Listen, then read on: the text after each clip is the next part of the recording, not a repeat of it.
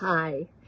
Today, compassion is our word for day 46 of 64 Days of Peace, the Michael Chekhov Way, and I'm Lisa Dalton.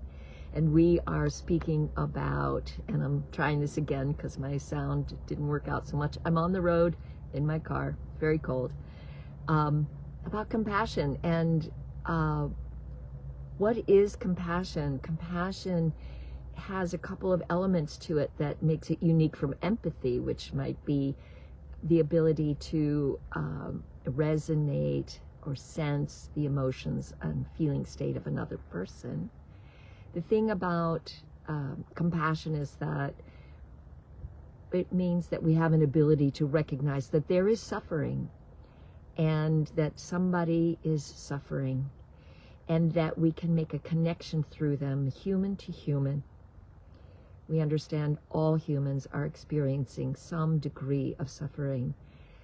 But what separates compassion from empathy is that there's an action, a call within us when we witness this suffering and can understand this suffering, that there's a call to help.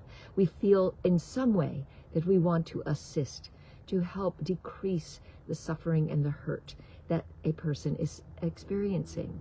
And that motivation to act or to assist is what really cultivates a feeling of peace for the world. And it is absolutely the same thing. You want to be able to apply that to yourself, that when you are suffering, to also remember to be compassionate toward yourself. Compassion has the ability to awaken our humanness.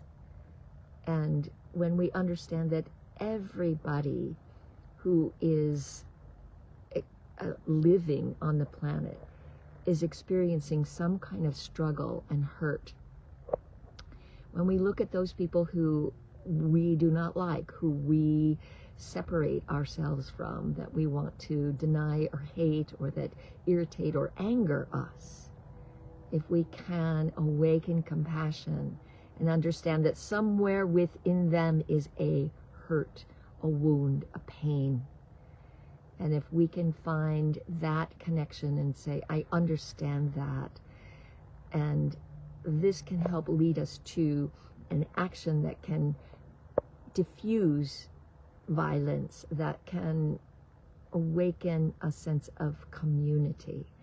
Well, it's, easy maybe to be able to awaken compassion for those who you love, those who are near you, those who are like you, those who are part of your community, your family, your work environment.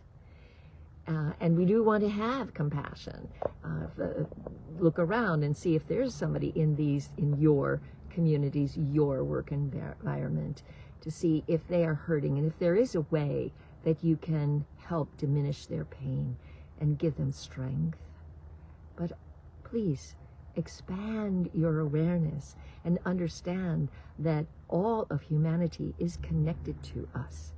It's something that Albert Einstein spoke about the idea that we are separate is a delusion. He used the word.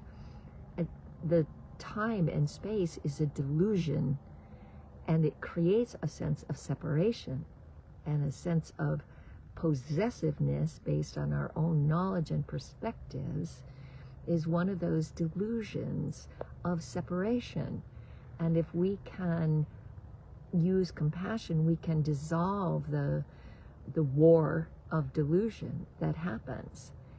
It needs to happen between genders, among genders and gender preferences, among races, among cultures.